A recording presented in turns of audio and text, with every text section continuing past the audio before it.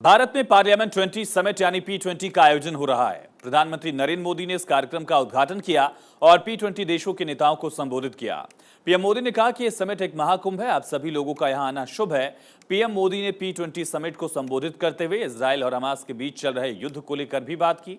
उन्होंने कहा कि दुनिया के कोने में जो कुछ भी हो रहा है उससे कोई अछूता नहीं है। हमें दुनिया को एक परिवार की तरह देखना होगा।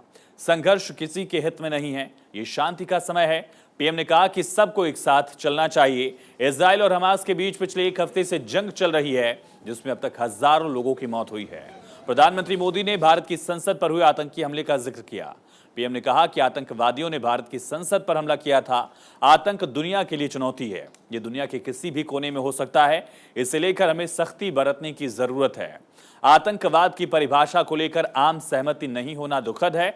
उन्होंने कहा कि आज दुनिया को टकराव से जूझना पड़ रहा है, जो किसी के हित में नहीं है। ये शांति और भाईचारे का वक्त है।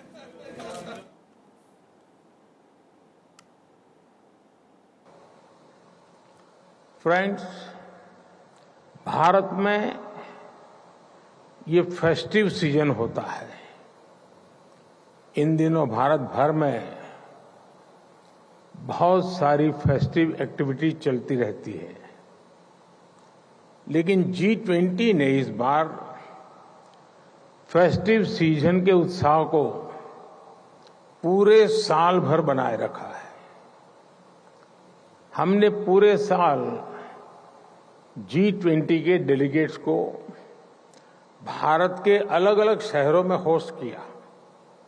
इससे उन शहरों में फेस्टिविटी का माहौल बना रहा। हमारे सबसे पुराने वेद ऋग्वेद में भी कहा गया है, संगच्छध्वम संवदध्वम सम मनासी जानताम, यानी हम एक साथ चलें, हम एक साथ बोलें और हमारे मन एक हो। हमारे यहां हजारों वर्ष पहले भी डिबेट्स और डेलिब्रेशंस के बहुत ही सटीक उदाहरण है।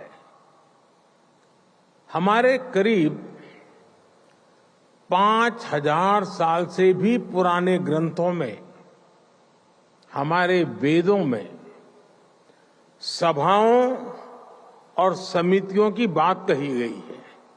साथियों, कुछ दिनों पहले ही भारत की पार्लियामेंट ने एक बहुत बड़ा निर्णय लिया है, जिसमें मैं आपको आगे अवगत कराना चाहता हूं। भारत ने अपनी पार्लियामेंट और स्टेट लेजिस्लेटिव असेंबलीज में महिलाओं को 33% रिजर्वेशन देने का निर्णय लिया है। भारत में लोकल सेल्फ गवर्नेंस इंस्टीट्यूशंस में करीब 32 लाख यानी 3 मिलियन से अधिक इलेक्टेड रिप्रेजेंटेटिव्स हैं। इनमें से करीब 50% विमेन रिप्रेजेंटेटिव्स हैं। भारत आज हर सेक्टर में विमेन पार्टिसिपेशन को बढ़ावा दे रहा है। हमारी संसद द्वारा लिया गया हाल का फैसला हमारी संसदीय परंपरा को और समृद्ध करेगा। जैसा कि आप जानते हैं कि भारत दशकों से क्रॉस बॉर्डर टेररिज्म का सामना कर रहा है। आतंकवादियों ने भारत में हजारों निर्दोषों की जान ली है। संसद के नए भवन के पास ही आपको भारत की पुरानी संसद भी दिखाई देगी।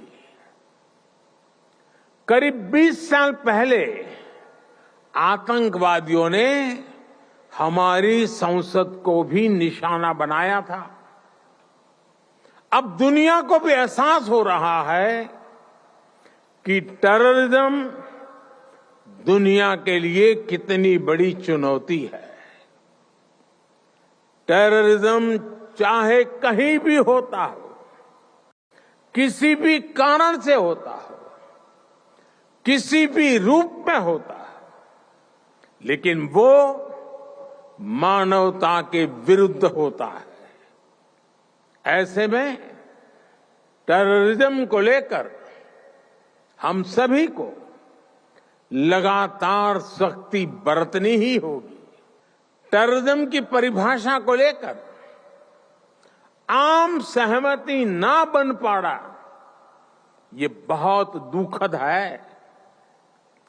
आज भी यूनाइटेड नेशंस में international convention on combating terrorism consensus का इंतजार कर रहा है। दुनिया के इसी रवैये का फायदा मानवता के दुश्मन उठा रहे हैं।